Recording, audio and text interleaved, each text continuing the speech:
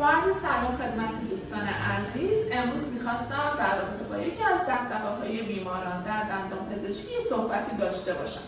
گاهی اوقات ما مجبور میشیم حین درمان، مخصوصا درمان ریشه، از بیمارانمون 2 تا 3 دفعه عکس بگیریم و این سوال برای اونا پیش میاد که دکتر آیا این اشعه برای ما ضرری داره یا نه؟ با من همراه باشید در این رابطه توضیحی بریم.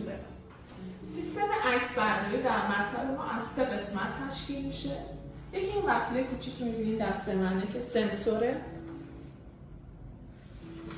قسمت دوم دستگاه رادیوگرافی که اشعه رو به این سنسور وارد میکنه.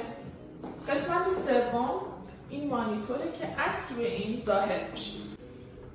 این سنسور اسمش RBG Vatek HD ساخت کشور کره است و در حال حاضر میشه گفت پیشرفته ترین سنسور موجود در بازار جهانیه.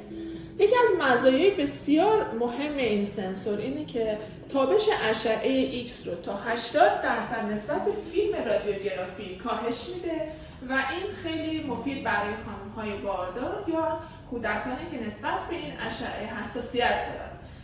یکی از مزایای دیگه میشه لبه‌های گرد این سنسور رو گفت که خیلی راحت در دهان بیمار جای میگیره و کمتر بیمار اذیت میشه.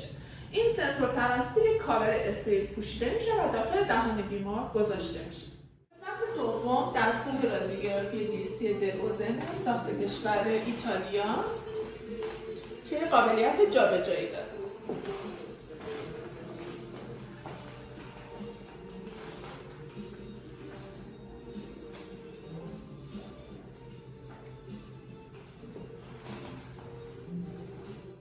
سوم مانیتوره که کمتر از 7 ثانیه عکس رو ظاهر میشه. بیمار میتونه به صورت مستقیم عکس دندونش رو ببینه و همینطور این مانیتور به پرینتر متصله و هر چند تا عکسی که بخواد بیمار میتونیم ما براش پرینت کنیم و تقدیمش کنیم. با آرزوی سلامتی برای تمام عزیزان.